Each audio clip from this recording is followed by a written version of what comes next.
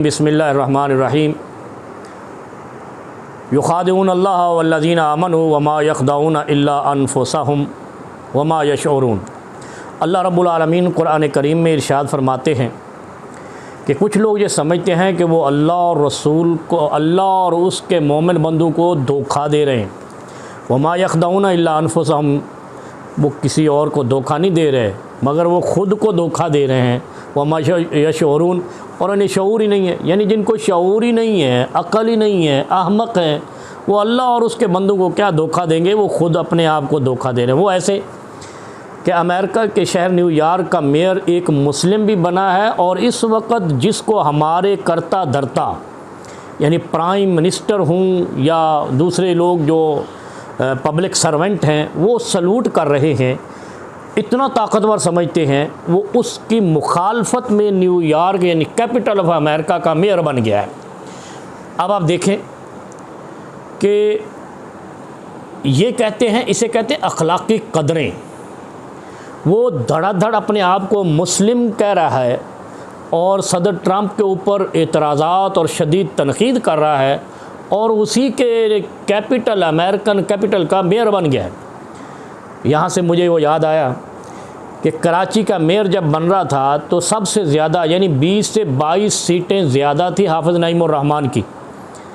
यहाँ की अखलाकी कदरें ये हैं कि उनको मेयर नहीं बनने दिया बल्कि उनके काउंसलर्स को कमरा इलेक्शन में जहाँ हॉल था, वो कॉन्फ्रेंस हॉल, वहाँ दाखिल नहीं होने दिया और अपने लोगों से वोट डलवा के खुद मेयर, जबरी मेयर बन गए और आज छलांगे लगा रहे हैं, उछल कूद कर रहे हैं, कंग्रेचुलेशन कह रहे हैं उसको कि जिसके तहत इलेक्शन हुए और उस इलेक्शन में उस ताकतवर प्रेसिडेंट का सख्त तरीन मुखालिफ उसी के कैपिटल का मेयर बन गया। लेकिन चूँ चरा नहीं, कंग्रेचुलेशन सब ने की।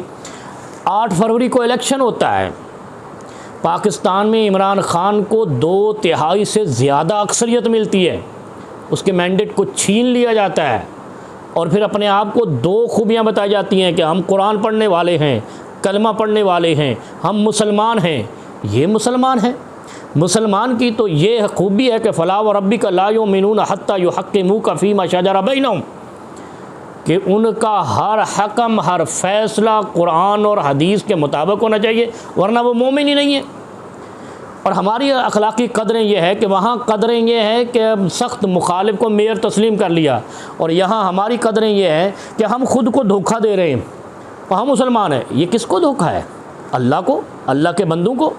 आप मैंडेट चोर हो, आप मैंडेट छीनने वाले हो, आप दूसरों का हक गस्ब करने वाले हो, आप दूसरों के माल पे कब्ज़ा करने वाले हो। ये माल पे कब्ज़ा है, कौमी ख़जाने पे कब्ज़ा है। जो लोग हारे हैं, जिनके यहाँ जमहूरी इक़दार ही नहीं, जिनके यहाँ इंसानी तहज़ीब ही नहीं, वो इसलिए कि अल्लाह ने कुरान में कहा अला इन्नहुम हुमुस सुफ़हा, जो लोग दूसरों का हक खाते हैं, दूसरों को लूट कर कहते हैं कि हमने बड़ा धोखा दे दिया, हमने तो कमाल कर दिया, हमने इनका माल लूट लिया। अल्लाह कहता है अला इन्नहुम हुमुस सुफ़हा।